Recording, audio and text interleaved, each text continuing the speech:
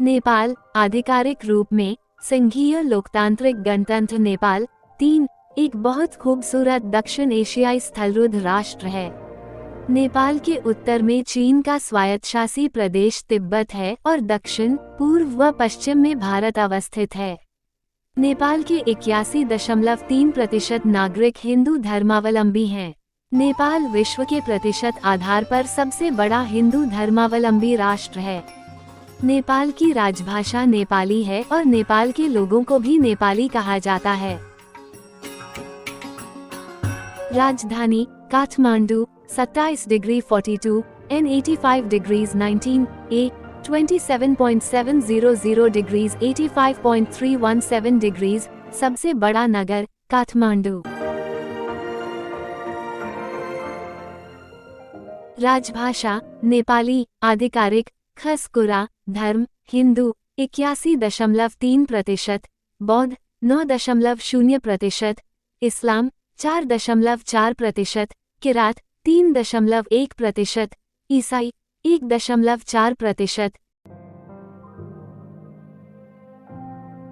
क्षेत्रफल कुल 14.75 16 किलोमीटर 2 जल प्रतिशत 2.8 जनसंख्या 2021 जनगणना 2,91,92,480 सन 2021।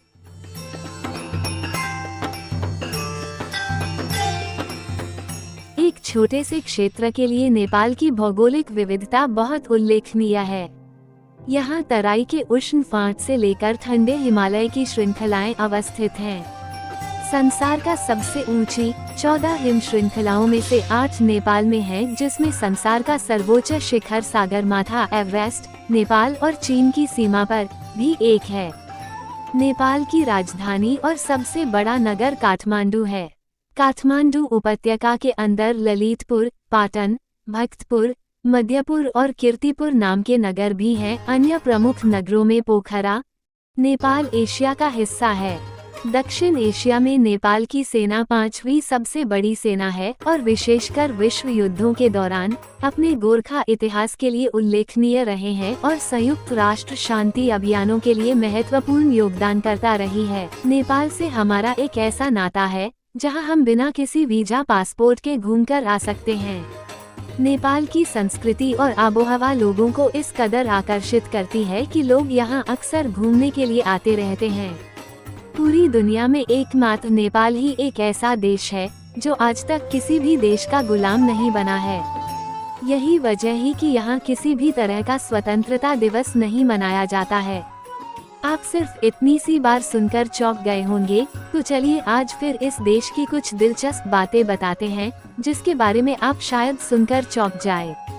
अगर आपको लगता है कि नेपाल पर्वतारोहण के लिए प्रसिद्ध एक छोटा देश है, तो गलत नहीं है। लेकिन शायद आपको जानकर हैरानी, लेकिन देश के राजधानी शहर काठमांडू में 15 किलोमीटर के दायरे में 7 यूनेस्को विश्व धरोहर सांस्कृतिक स्थल हैं।